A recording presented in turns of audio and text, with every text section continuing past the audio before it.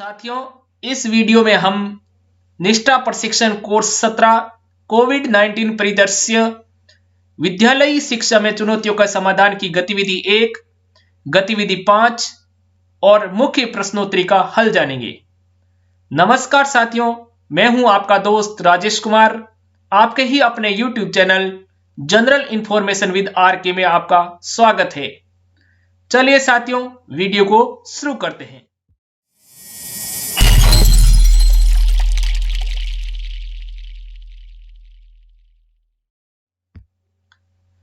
साथियों, मैंने पहले से ही दीक्षा पोर्टल पर लॉगिन कर दिया है।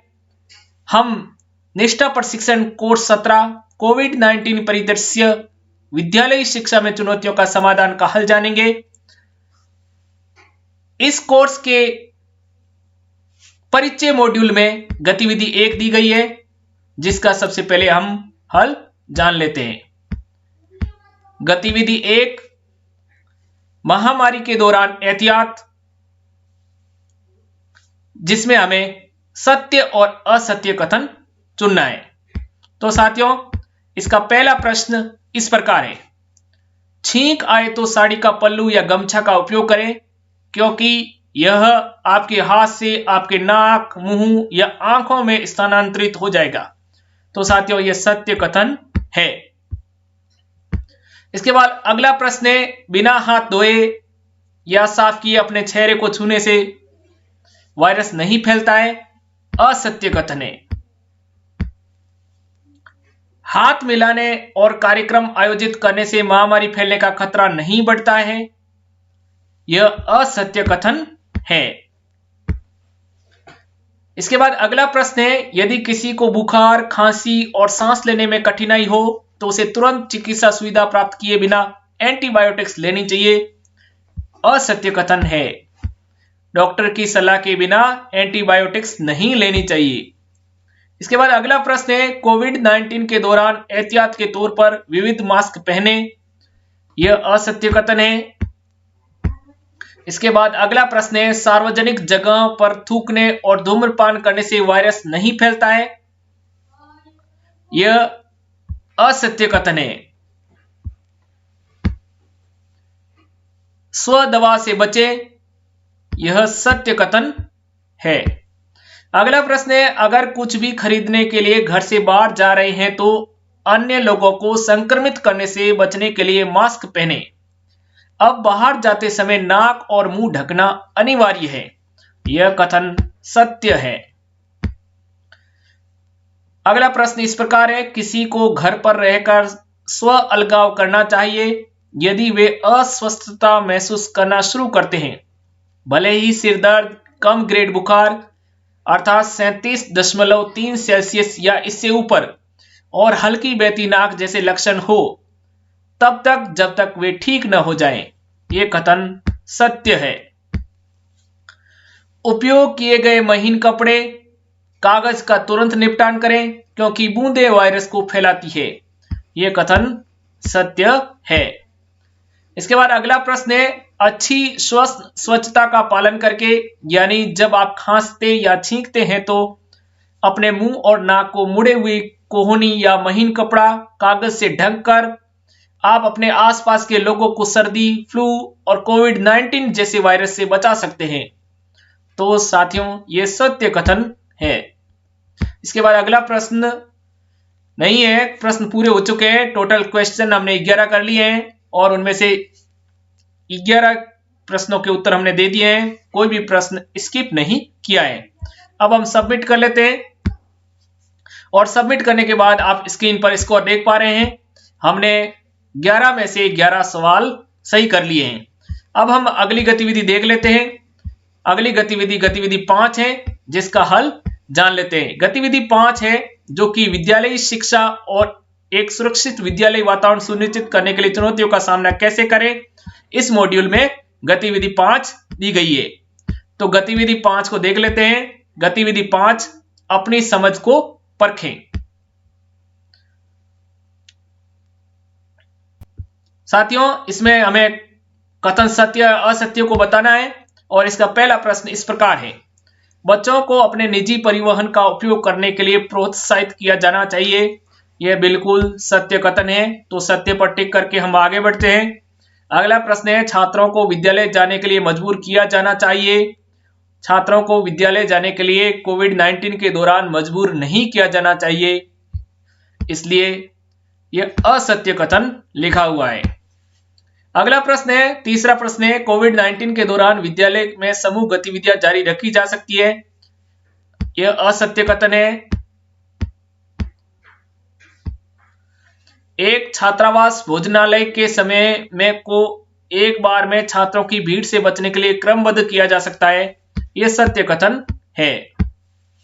इसके बाद अगला प्रश्न, सभी पदाधिकारियों और छात्रों को समूची विद्यालयी अवधि में फेस मास्क पहनने की आवश्यकता नहीं है। यह भी असत्य कथन है। कुल प्रश्न 5 थे, पांचों के हमने उत्तर दे दिए हैं और कोई भी प्रश्न स्किप नहीं किया है। अब हम सबमिट कर लेते हैं और सबमिट करने के बाद आप इसको स्क्रीन पर देख पा रहे हैं। स्कोर है 5/5। अब हम मुख्य प्रश्नोत्तरी का हल जान लेते हैं। साथियों, कोविड-19 परिदृश्य विद्यालयी शिक्षा में चुनौतियों का समाधान, इसकी मुख्य प्रश्नोत्तरी अंत में दी हुई है और इस मुख्य प्रश्नोत्तरी के प्रश्नों का हल अब हम जान लेते हैं।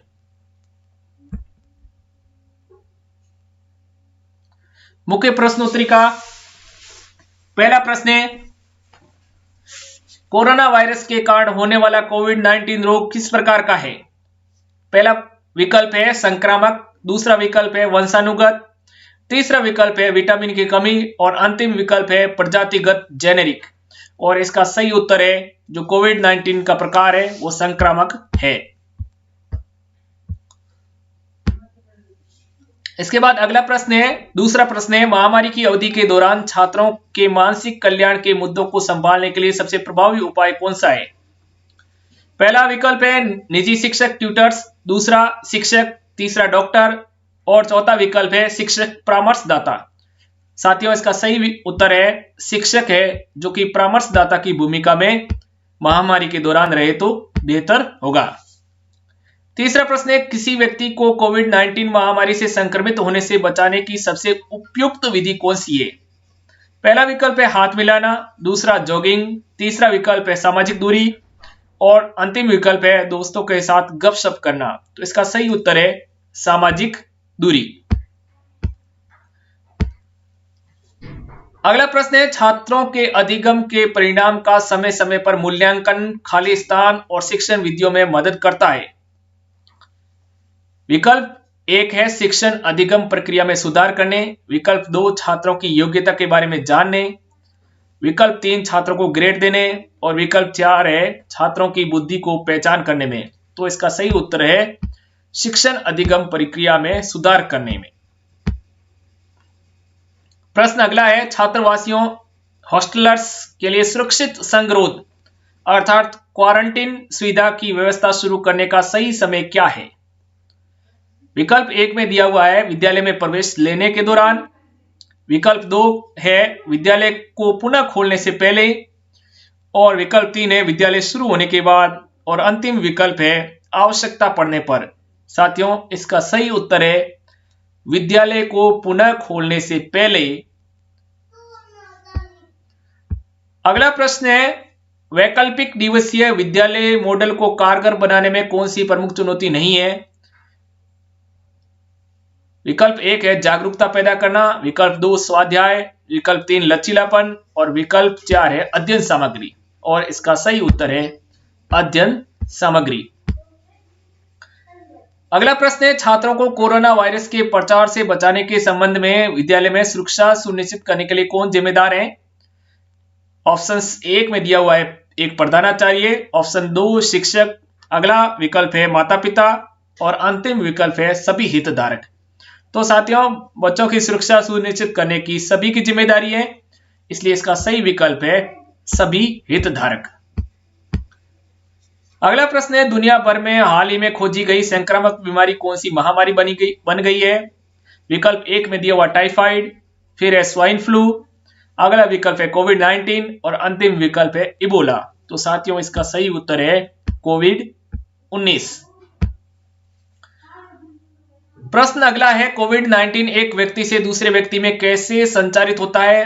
विकल्प 1 में दिया हुआ है खर्राटे से, विकल्प 2 में हंसने से, विकल्प 3 में व्यायाम से और अंतिम विकल्प में दिया हुआ है खांसने और छींकने से।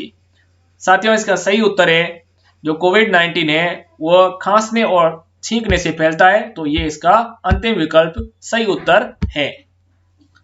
अगला प्रश्न है, विद्यालय में सामाजिक दूरी को बनाए रखने का प्रभावी तरीका क्या है?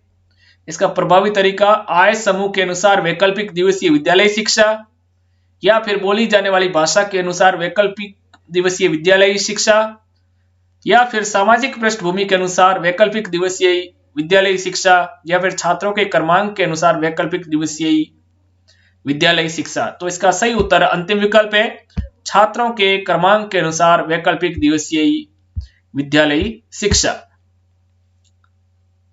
साथियों, एक प्रश्न स्किप हो गया है तो हम एक बार रिव्यू कर लेते हैं वापस।